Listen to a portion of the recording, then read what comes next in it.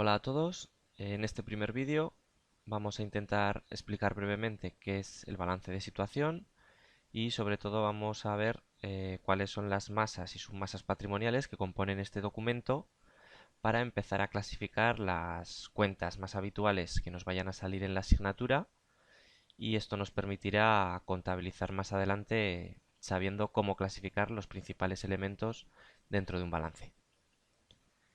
Bueno, en primer lugar, el balance de situación es uno de los documentos que conforman las cuentas anuales de las empresas, junto con el estado de resultados, la memoria, el estado de cambios en el patrimonio neto y el estado de flujos de efectivo. Concretamente, el balance de situación es un documento que representa la riqueza que posee una empresa en un momento determinado del tiempo. La estructura del balance de situación es la que tenéis ahí en esa primera diapositiva.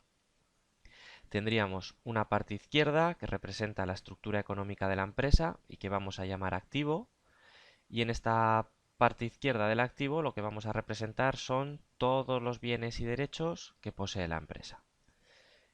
A la hora de clasificar todos los elementos en el activo, existe un criterio que es el de clasificar de menor a mayor liquidez, es decir, de menor a mayor facilidad para convertir esos elementos en dinero líquido. La parte derecha representaría la estructura financiera de la empresa, que llamaremos patrimonio neto más pasivo. Aquí representaremos todas las fuentes de financiación de la empresa y por tanto veremos de dónde procede el dinero con el que se financia la parte izquierda, con la que se financia el activo. El criterio de ordenación de los elementos en esta parte derecha sería de menor a mayor exigibilidad. Por último, es importante comentar ya desde el primer momento que en un balance de situación únicamente vamos a clasificar cuentas del plan general contable de los grupos 1 a 5. Ya sabéis que las cuentas del grupo 6 y 7, que representan gastos e ingresos, se representarían en otro documento contable que es el estado de resultados o cuenta de pérdidas y ganancias. Bien, si vamos a cada una de las masas patrimoniales del balance, en primer lugar, la parte del activo podríamos separarla en dos submasas que serían activo no corriente y activo corriente. En el activo no corriente representaremos todas las inversiones que ha realizado la empresa y que tienen un periodo de utilización largo de tiempo, es decir, aquí estarían todos los bienes que la empresa utiliza normalmente en su actividad habitual y que no espera venderlos al menos en un periodo corto de tiempo. También registraríamos aquí otras inversiones inmobiliarias que realizan las empresas, que aunque no constituyan su actividad habitual, sí que es una forma de obtener unas rentas o plusvalías adicionales. Dentro de este grupo del activo no corriente nos encontraríamos con una primera clasificación, con un primer subgrupo que sería el de inmovilizado intangible. En el inmovilizado intangible nos van a aparecer todos los bienes que tiene la empresa y que no tienen una apariencia física, pero esto no quiere decir que no tengan una valoración económica y por lo tanto hay que registrarlo en la contabilidad de la empresa. Las cuentas más habituales que nos pueden aparecer como inmovilizado intangible serían las cuentas de investigación y desarrollo, la cuenta 203 de propiedad industrial para todo lo que tiene que ver con marcas, patentes, etcétera, y la cuenta 206 de aplicaciones informáticas, donde registraríamos todo lo relacionado con el software de la empresa. Muy importante es el siguiente grupo, el grupo del inmovilizado material, donde tendríamos todos los bienes que posee la empresa y que no espera vender en un corto periodo de tiempo, pero en este caso que sí tienen apariencia física. Aquí, en este subgrupo 21, tendremos cuentas como las de terrenos y construcciones, instalaciones técnicas, todo lo que tiene que ver con máquinas y herramientas que utilice la empresa, mobiliario, equipos para procesos de información, como puede ser un ordenador, una impresora, y elementos de transporte.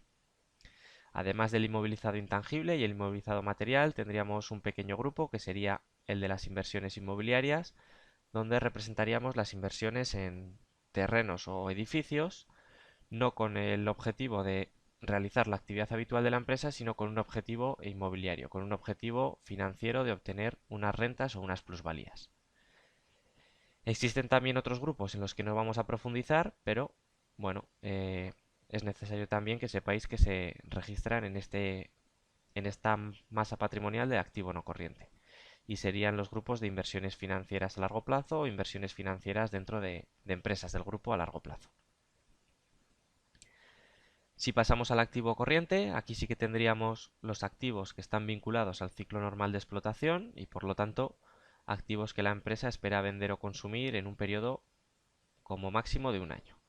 Ya sabéis que en contabilidad, cuando hablamos de corto o largo plazo, eh, la separación, el horizonte temporal, lo establecemos en un año.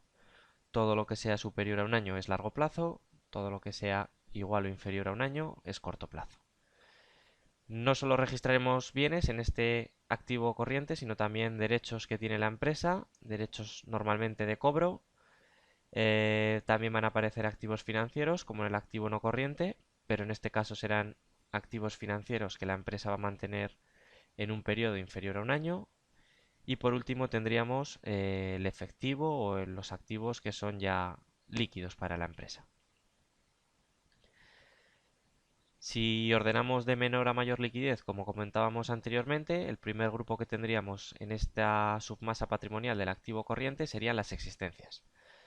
Existencias de todo tipo, mercaderías, materias primas, envases y embalajes, material de oficina, productos que todavía no han finalizado, como pueden ser productos en curso o productos semiterminados, productos terminados que elabora la propia empresa. Bien, todos estos bienes que tenemos aquí en el grupo de existencias serían los elementos menos líquidos dentro del activo corriente porque es necesario venderlos y además cobrarlos para que se convierta en dinero líquido. A continuación tendríamos los deudores y cuentas a cobrar, donde aparecen las cuentas de clientes y deudores muy importantes que representan un derecho de cobro de la empresa con respecto a otra empresa, a otro agente económico.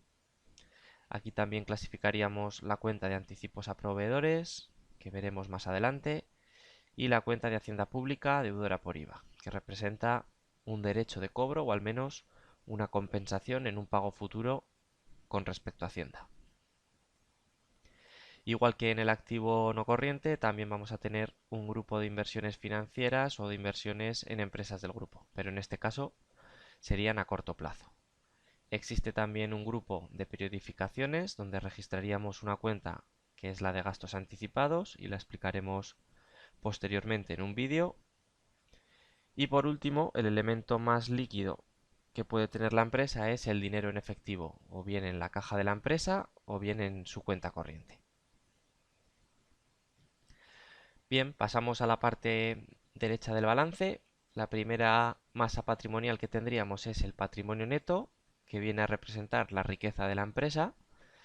En contabilidad existe una ecuación fundamental que es que el patrimonio neto o riqueza de una empresa siempre va a ser igual a todos los bienes y derechos de cobro que posea esa empresa, menos todas sus deudas, menos todas sus obligaciones de pago.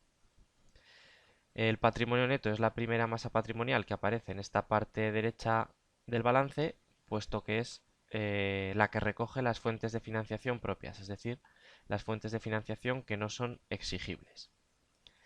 Dentro del patrimonio neto tendríamos dos grupos. El primero que más vamos a ver sería el de fondos propios, con cuentas como la de capital social, siempre que hablemos de una sociedad anónima, prima de emisión o cuentas de reservas, remanente, que representaría una parte del beneficio que todavía no ha sido distribuido.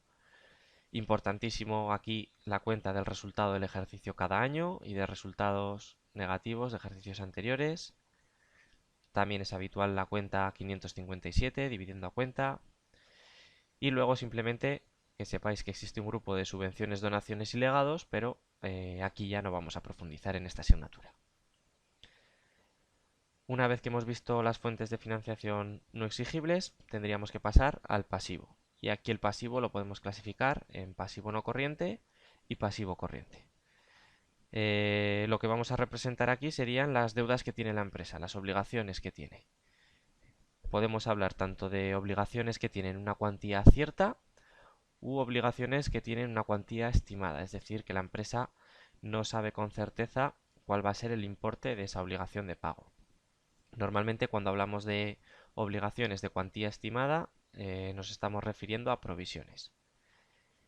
La diferencia entre el pasivo no corriente y corriente sería el largo y corto plazo. Pasivo no corriente, deudas que la empresa tiene que devolver en un periodo superior a un año. Pasivo corriente, deudas que la empresa tiene que hacer frente en un periodo inferior a un año.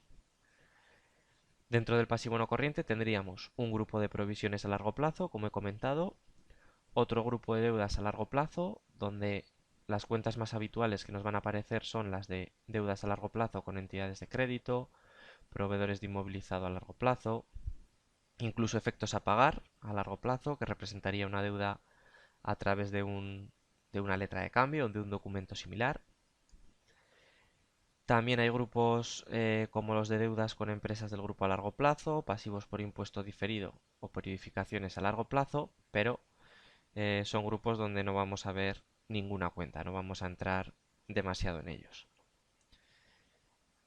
Análogamente tendríamos el pasivo no corriente y de igual modo que el pasivo no corriente, pues aquí tendremos un grupo de provisiones, en este caso a corto plazo, y otro grupo de deudas, en este caso a corto plazo, con las mismas cuentas que veíamos para el pasivo no corriente, pero todas ellas, en este caso, con un vencimiento inferior al año. Por supuesto vuelve a aparecer el grupo de deudas con empresas del grupo, en este caso a corto plazo, y aquí sí que es importante el grupo de acreedores comerciales y otras cuentas a pagar, que sería análogo al grupo que veíamos dentro del pasivo corriente, dentro del activo corriente, perdón.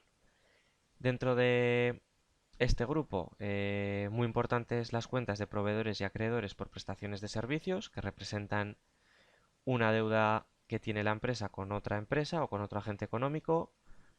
También contabilizaríamos aquí la cuenta de anticipo de clientes y la cuenta de hacienda pública, en este caso acreedora por IVA, que lo que refleja es una deuda de mi empresa con respecto a la hacienda pública.